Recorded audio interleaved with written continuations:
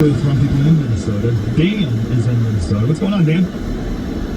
Yeah, I'm calling just a couple other things about Walz here that have been mentioned. We've got a lot of callers from Minnesota, but this guy was one of the most authoritarian governors in the country during the COVID crisis. I mean, he, like the governor of New York, he threw sick, elderly people back in the nursing homes. He kept kids out of school. The legislature had to finally, after about 2 years, rest his executive powers, emergency powers. It was probably the only thing that Democrats have agreed with Republicans on. And then we also have had this COVID scandal here. We've had the biggest fraud case of anything. We've got a $250 million loss for a COVID scam where these groups were supposedly feeding all these children and they weren't feeding anyone.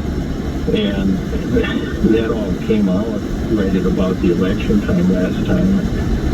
And Walz, he tried to pin it on a judge, that he said forced them to keep paying these people, which wasn't true, and the judge issued a letter contradicting that. So in addition to all these other things, I mean, the guy was just horrible with his management of COVID.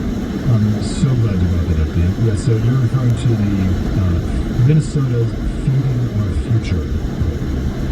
Exactly. $250 million in COVID fund. There's a couple other stories like that of his just being what's the right word, being just an ineffective governor, just not good at governing. A couple different fraud cases there. But let's talk about COVID quick. So I'm reading here about this snitch line that he set up. Do you remember hearing about this during COVID? What was it? Oh, yeah, the snitch line. Yeah. He set up where you were supposed to call in and snitch on your neighbors, if they're out mowing their grass or something. I mean, the guy is just horrible. I mean, he never accepts blame for everything. It was like feeding the children, where he and his Marxist Attorney General, Keith Ellison, tried to blame it on a judge who was just referring it back to the Department of whatever, health or whatever, whoever was overseeing that whole thing. Buck never stops it. It's just another big fiasco, that he won't accept any responsibility for whatsoever. What about we got about 30 seconds. What about the rocks and cows mentality? Oh, yeah. Oh, that's a true story. I mean, when he was running, his attitude was at the outstate, and I know a fellow called in earlier and referenced outstate. We use that term here in Minnesota referring to non-metro locations throughout the state.